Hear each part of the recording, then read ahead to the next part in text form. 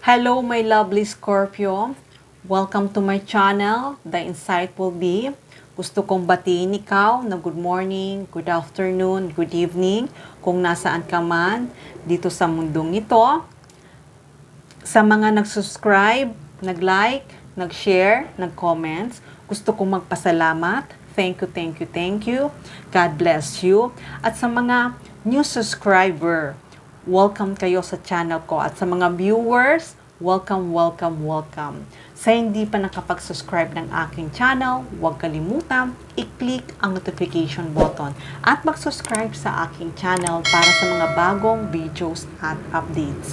So ngayon guys, sisimulan na natin ang pagbabasa sa zodiac sign na Scorpio. Shuffle muna natin guys ang card.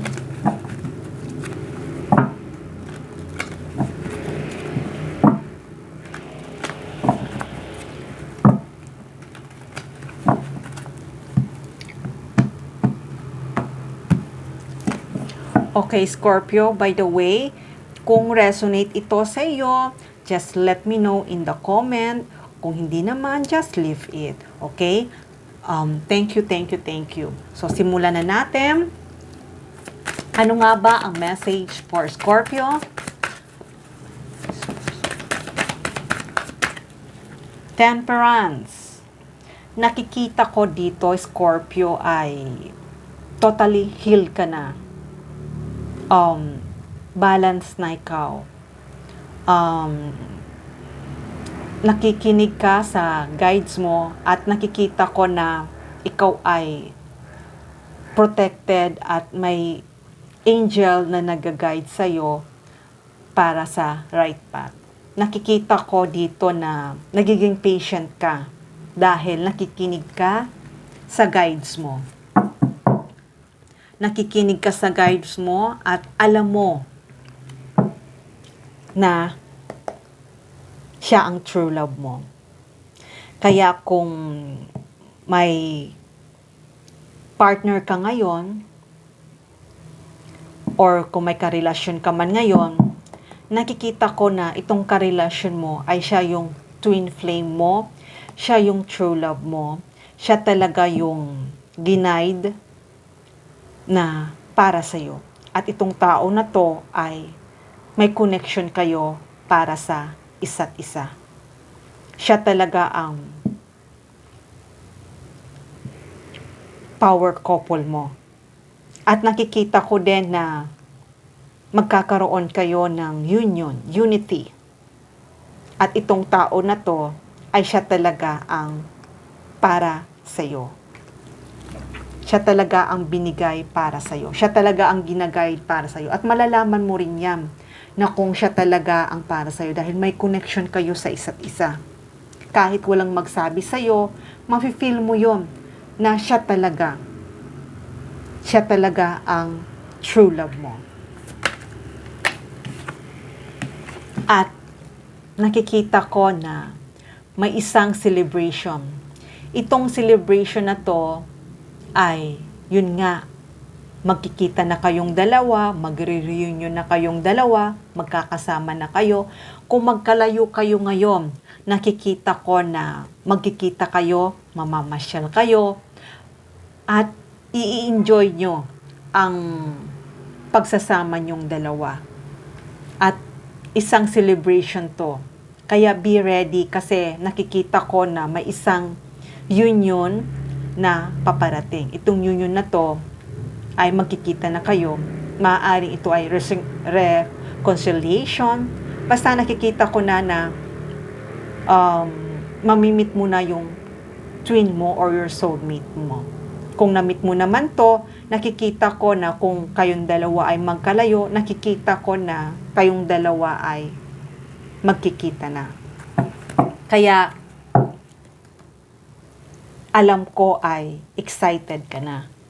Excited na ikaw at pati siya excited na rin na magkikita na kayo. At alam ko magiging masaya kayong dalawa sa pagkikita niyong dalawa.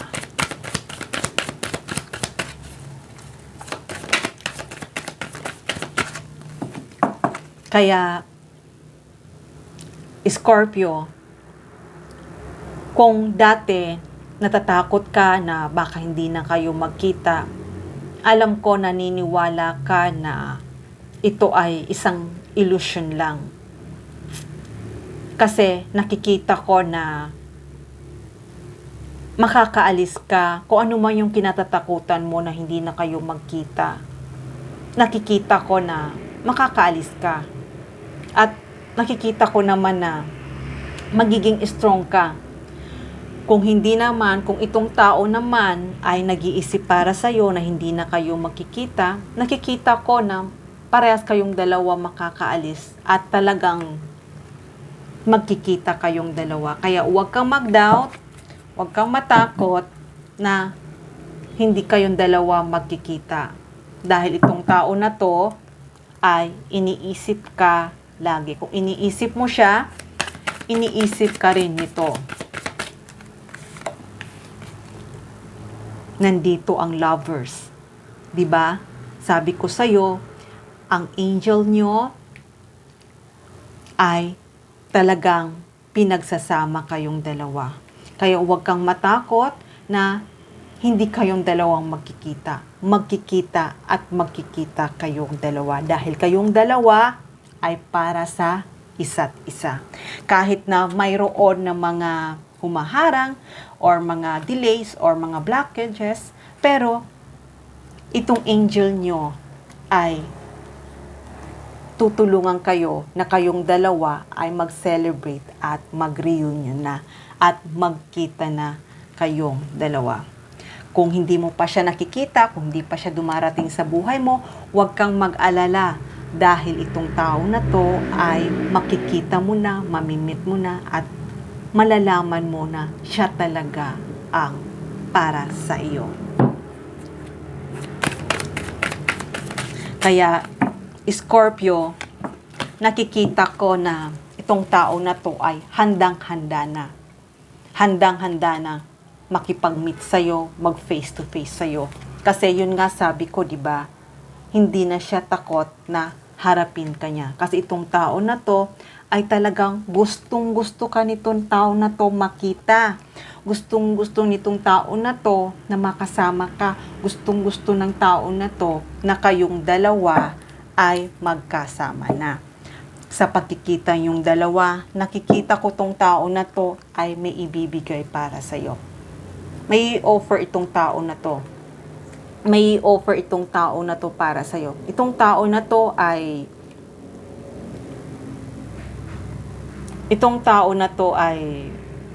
may kaya to. May kaya tong tao na to. Kung hindi naman, basta itong tao na to ay mayroon siyang something ibibigay para sa'yo. Maaaring itong tao na to i-offer sa'yo na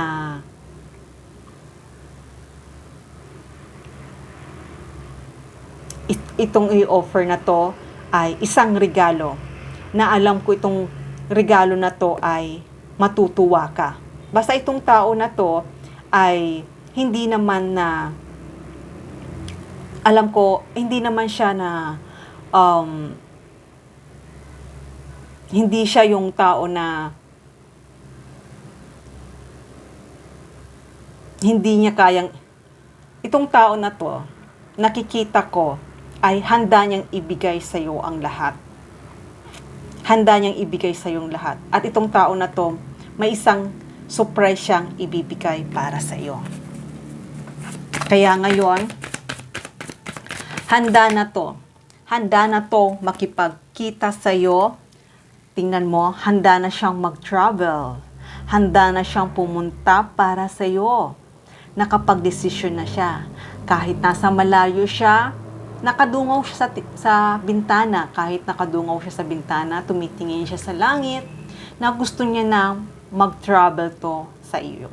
At hindi mo na siya mapipigilan. Handa na tong pumunta para sa iyo. Maaaring din itong tao na to, ayayain kang mamasyal. Nakita ko na mamamasyal kayong dalawa. Gusto nga nito, ikutin niya ang buong mundo, nakasama ka niya. Pero itong tao na to ay handang-handa na pumunta sa iyo at may pinaplano siya. May pinaplano siya na kayong dalawa ay magkasama na. May pinaplano siya na kayong dalawa ay mag-team na. Ang ibig kong sabihin na nagpaplano na siya na kayong dalawa ay, kung nagpaplano siya na mag-put up kayo ng business, ay gusto niya kayong dalawa ay mag-partner. Kung nagpaplano kayo na magpakasal na, gusto niya na kayong dalawa ay magsama na. Kaya nakikita ko na mayroong isang plano na pag-uusapan kayong dalawa sa pagkikita nyo. At itong tao na to ay matagal niya na itong pinagplanuhan at nasa isip niya. Kasi itong tao na to ay loyal to sa iyo. Ang puso niya ay para sa iyo lamang. Kaya kung iniisip mo na kahit magkalayo kayong dalawa, kung iniisip mo na hindi ka mahal nito, ay mahal na mahal ka nito. At may offer nga siya sa iyo. Nag-iipon tong pera. May offer siya para sa iyo. Nag-iipon siya ng pera. May offer siya para sa iyo. At ang i-offer niya, at itong i-offer niya para sa iyo ay masasyak ka. Masasyak ka. Sasabihin mo na hindi ka pa handa. Magiging quiet ka, magiging silent ka. Pero itong tao na to ay masasyak ka sa i-offer niya para sa iyo. Kasi nag-iipon itong tao na to para sa inyong dalawa. Mahal na mahal ka nitong tao na to, oh. Mahal na mahal ka. Kaya wag mong isipin na itong tao na to nakalimutan ka na. Kaya pag kayong dalawa ay magkasama na, nakikita ko ay mayroong pagbabago. Itong pagbabago na to ay napakaganda. Kaya kung single ka ngayon, ang pagbabago ay ngayon ay magkakaroon ka na ng partner. Kung dati ay hindi maayos ang buhay mo, pero ngayon magiging maayos na ang buhay mo. Kasi nakikita ko may isang changes. Kaya makakatanggap ka ng isang news, isang balita na ikatutuwa mo. Maaaring tawagan ka nito, maaaring i-text ka nito na itong tao na to ay papunta na sa iyo at mabibigla ka. Itong changes na to ay papunta kung saan. Itong tao na to ay gusto kanya makasama. Gusto niya magkaroon sa iyo ng pamilya, magkaroon sa iyo ng anak, at nakikita ko isang magandang blessing ito at magiging masaya ka. At nakikita ko naman na magkakaroon ka sa kanya ng peace, love, harmony, happiness. Nakikita ko. Kasi itong tao na to ay mahal na mahal ka niya. At kahit nasa malayo siya sa iyo, itong tao na to ay loyal to sa iyo. At ikaw lang ang nasa isip nito. Itong tao na to ay, sabi ko, loyal to sa iyo. At ang puso niya ay ikaw lang talaga. Kaya eto siya, itong tao na to ay handang-handa na ibigay itong para sa iyo. Kaya kung ano man itong ibibigay niya para sa iyo, alam ko ay matutuwa ka. Matutuwa ka sa ibibigay niya para sa iyo. Maaaring gift ito na susurpresahin ka na kayong dalawa ay magkasama na. At nakikita ko na handang-handa na itong tao na to. Handang-handa na itong mag-leap of faith. Handang-handa na itong mag-leap of faith at nakapag-desisyon na to na pupunta ito sa iyo. At gusto niya, itong plano niya, gusto niya nang tuparin na kayong dalawa ay magkasama na. Itong tao na to ay mahal na mahal ka at ikaw ang pinili niya na makasama. Ikaw ang pinili niya na makasama. Dahil itong tao na to ay masaya kapag ikaw ang kasama niya. Kaya, yun ang sinasabi ko, may mayroong pagbabago mangyayari sa buhay mo. At itong pagbabago na to ay napakaganda. Okay, Scorpio, hanggang dito na lang muna ang mensahe na to. Love and peace. Mwah.